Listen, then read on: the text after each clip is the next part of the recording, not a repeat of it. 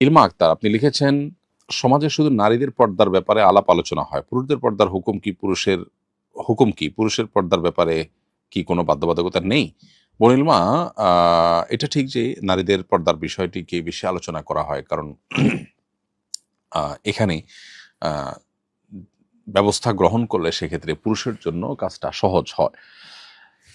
কিন্তু আল্লাহ তাআলা কোরআন কারিমে যখন পর্দার আয়াত নাজিল করেছেন বা পর্দার বিধান দিয়েছেন, তখন আল্লাহ তাআলা কিন্তু পুরুষদেরকে আগে সম্বোধন করে বলেছেন, কুল লিল মুমিনিনা ইয়াগুদ্দু মিন আবসারিহিম ওয়া ইয়াহফাযু ফুরুজাহুম।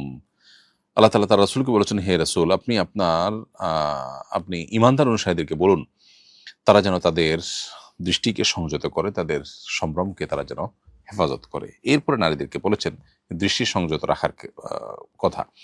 যদিও পর্দার সাধারণ যে বিধান সেটি বলতে গিয়ে নারীদেরকে আলাদা করে আল্লাহ তাআলা বলেছেন। অতএব নারীদের ক্ষেত্রে পর্দার আলোচনা আসাটা খুবই প্রাসঙ্গিক। কিন্তু সেই সাথে পুরুষদেরও পর্দা আছে, সেই আলোচনা আমাদের আসতে হবে, আসা উচিত। যদিও হয়, সেটাও আরো জোরালোভাবে হওয়া উচিত। পুরুষদের পর্দার ২ টা দিক আছে। একটা হলো যে তার শরীর আবৃত করার ক্ষেত্রে নাভি থেকে হাঁটু পর্যন্ত আবৃত করা তার জন্য অপরিহার্য। দ্বিতীয়ত হলো আ পরনারী থেকে নিজের দৃষ্টিকে অবনত রাখা।